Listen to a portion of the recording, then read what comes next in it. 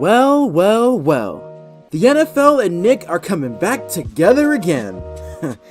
So remember that time some dude decided to make a petition for the NFL to pay tribute to one of the most iconic cartoon creators in Steven Hillenburg by having Spongebob and the gang sing Sweet Victory during the halftime show of the Super Bowl? Well, let's just say that the NFL fulfilled it in the laziest way possible, upsetting quite a good number of people. You would think after that, the two would not want to coexist again for a good while.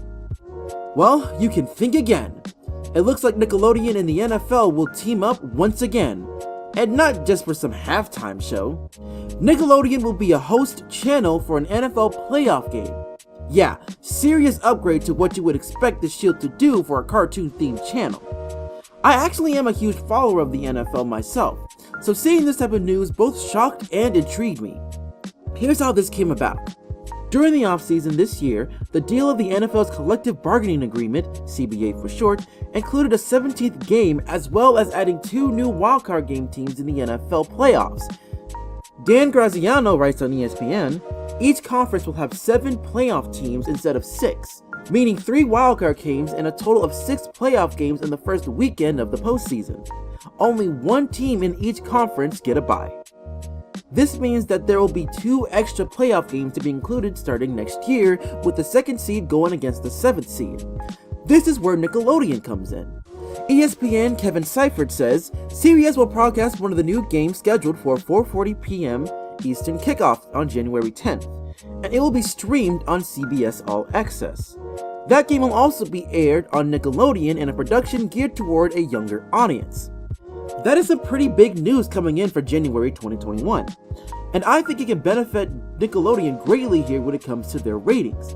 An average viewership for an NFL game is a crazy 16.6 million. That's almost 8 times the amount of the Loud House's most viewed episode with 2.28 million.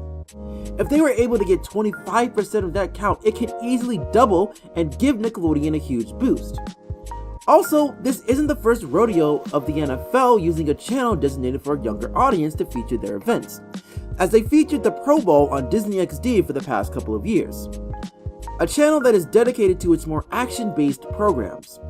While the number viewed are a bit small, with the 2018 Pro Bowl having a small number with 151,000 on Disney XD, however, the Pro Bowl was featured in other channels as well and was only an exhibition game. While for this scenario, this will be a game that will matter. Plus, the only other way to view it would be via stream on the CBS All Access subscription. So I could definitely see more viewers going to Nickelodeon rather than signing up for a subscription that will be forgotten about as soon as the game is over. Another thing that's interesting about this situation that the game will be aired on Nickelodeon in a production geared toward a younger audience, which had me speculating a bit. Now, I don't have any concrete evidence for this, but what if they decided to have Tom Kenny voice SpongeBob to be one of the play-by-play announcers for that game? I think that would be an amazing way to make up that underwhelming tribute back in Super Bowl 53. Not sure who would take up that second slot, but we could definitely see this played out in various ways.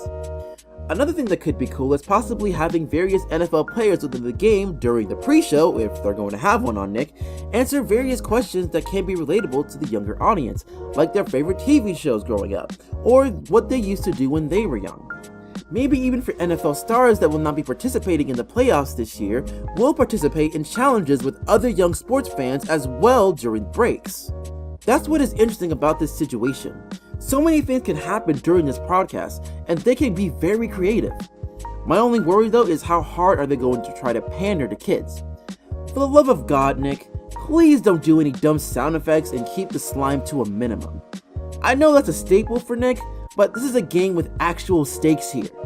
Hopefully we'll get more information about this news as the year goes on, but I am pretty excited about what will come to this experience come 2021. If they play Sweet Victory at the end of the game, or if someone gets a water cooler slime bath, I'd call that very satisfying.